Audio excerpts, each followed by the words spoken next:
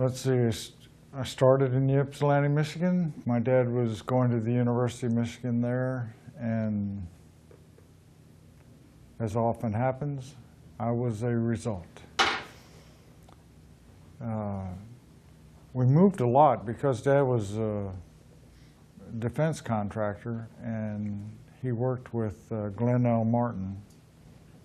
And because of that, we went to a lot of different places. And we ended up in Maryland,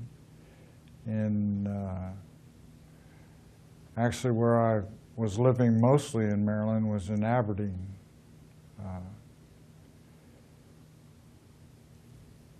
From Aberdeen, we moved to Longbar Harbor, which was a little piece of Abingdon, Maryland, which it's just all postal information, really.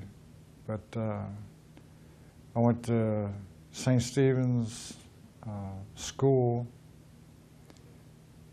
and ended up graduating from Edgewood Senior High.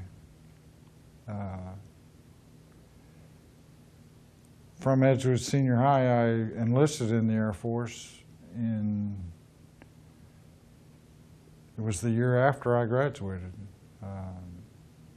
It wasn't a lot to do in Abingdon, Edgewood area. I worked at Beta Shoe Company for a little while, and it wasn't where I wanted to spend my time, so I enlisted in the Air Force and showed up at Lackland Air Force Base, San Antonio, Texas, in February of '65, right. Very interesting career. I went from Lackland to Keesler for training, Keesler, Mississippi, and they liked me so much they kept me there so I could teach. And not only did I learn a lot, but I was able to teach a lot of kids, and I think there's a lot of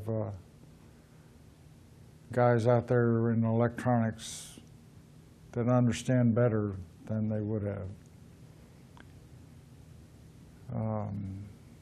From Keesler, I went to, I'm trying to remember the order in which things happened. I went to Thailand. No, I went to Vietnam, and that was in '67, right. And 1967, Vietnam was a pretty hopping place. It was lots of activity going on. But my particular input was I kept the airplanes.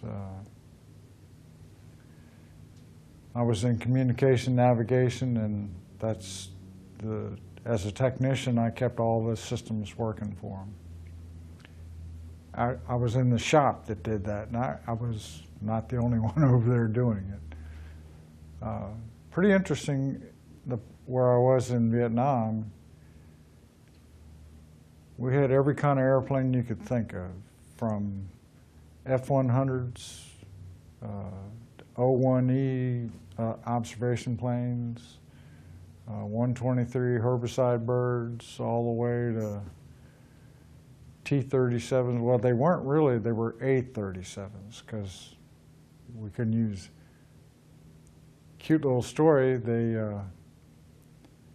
guys they like to ham it up a lot over there, and they put VW symbols on the front of the A-37s because they could fly all day long. I mean, they just went a long time without having to refuel. And of course, the Vietnamese griped at Germany for supporting the Air Force. But it was really just a lark that guys are apt to do. From Vietnam, I went to Georgia, and we trained pilots in both the 37 and the 38.